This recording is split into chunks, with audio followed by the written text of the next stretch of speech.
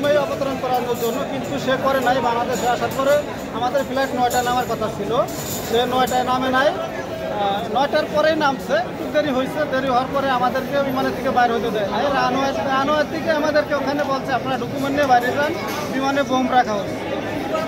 আমাদের মালামাল আমরা অনেক পরে পাইছি, 1টার দিকে পাইছি। সব মাল চেক করছে, চেক করার পরে আমাদের মালামাল পাইছি। কিন্তু আমাদেরকে ভুল ইনফরমেশনের কারণে এটা হয়রানি করানো হয়েছে। যদি আমাদেরকে লাকিসটা আগে দিয়ে দিত, হ্যান্ড লাকিসটা, তাহলে আমরা ভিতরে আসতাম, পরে পরিপূর্ণভাবে চেক করতো। কিন্তু এরা চেক করতে একটা লাকিস করি, এভাবে কখনো চেক করা যায় না। আমাদেরকে যাত্রীদেরকে হয়রানি করানো হয়েছে। সেগুলোর জন্য বোমার ভিতরে আমরা জানতে পারছি, এই জন্য আপনাদের শুধু নর্মাল যাইতে হবে, কোনো ব্যাগ হাতে নেওয়া যাবে না, নর্মাল শুধু টেলিফোন আর মানি ব্যাগ বাস। আপনার যেভাবে উড়ারও হয় না, নর্মালভাবে বের হয়েছি আমরা, ঠিক আছে। সবাইকে ধন্যবাদ। আমরা ক্লান্ত অনেক, নামার পরে আর কি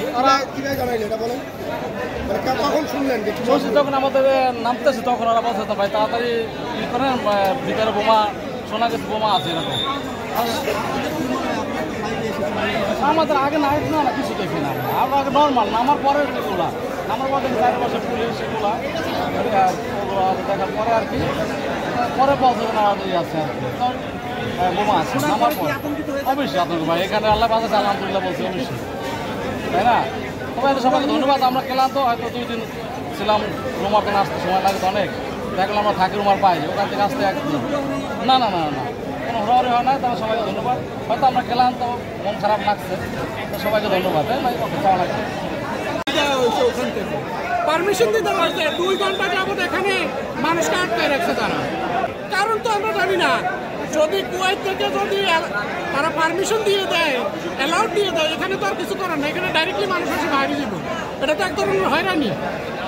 এটা কোন ইটালিতে কয়েক ধরনের পরীক্ষা করে দিছে, সব জায়গায় চেক ইন করা হয়েছে, ঠিক আছে। কিন্তু আপনারা জানতেন কিনা যে পাকিস্তানি একটা নাম্বার থেকে বিবিএনকে বলা হয়েছে? না, এগুলো আমরা জানতাম না, ঠিক আছে। এরা বলছে যে এগুলা কি করছে, যে বম থাকলে তো ইটালিতে বিমান পুনরায় ঘুরে দিত, ল্যান্ড করতো, ঠিক আছে। কিন্তু এখানে আসার পর আপনাদের আসলে কতক্ষণ পর্যন্ত এই জায়গায় আসার পরে আমাদেরকে সকাল 8:50-এ বিমান ল্যান্ড করছে। সেই জায়গায় এখন বেলা বাজে কত, এখন আনুমানিক মনে 2টা বাজে, আড়াইটা বাজে। কয়েক ঘন্টা আমাকে হয়রানি করছে। আসলে কি কি চেক করা হয়েছে? আপনাদের লাগেজ পেতে দেরি হলো কেন? লাগেজ বেল্টে আসতেছে না, এই কারণে আরো দেরি হয়েছে। বেল্টে লাগেজটা আসতে দেরি হয়েছে। আর আপনাদের জরুরি নামানোর বিষয়টা একটু বলবেন, কিভাবে জরুরি নামানোর বিষয়? আমাকে আগে পরে কোনো সাউন্ড দেয় না, বিমান যখন ল্যান্ড করছে তখন সাউন্ড দিচ্ছে। আপনারা যার মানে শুধু মানুষ, আপনারা তাড়াতাড়ি নেমে যান, ঠিক আছে। সমস্ত মোবাইল টোবাইল সব কিছু থুয়ে নেমে যায়। আমরা ওইভাবেই মোবাইল টোবাইল সব কিছু থুয়ে বিমান থেকে নেমে গেছি। পরবর্তীতে ফিরে পুনরায় আবার মানে সবাই আন্দোলন করছে, চিল্লা হল্লা করছে, তারপরে আবার ফিরে নিচ্ছে দীর্ঘ সময়। তার মানে যার কারণে দীর্ঘ সময় এরপরে আপনাদের কি করবো? সৃষ্টি হচ্ছে এখন মোটামুটি সবারই আতঙ্ক সৃষ্টি হচ্ছে, এটা আতঙ্ক সৃষ্টি করে। আপনারা এই পরিস্থিতিকে বিব্রতকর পরিস্থিতি। ওকে, আমার নাম মোহাম্মদ হেলাল, আমার বাড়ি মাদারীপুর, শিবচর থানা। আপনি আমার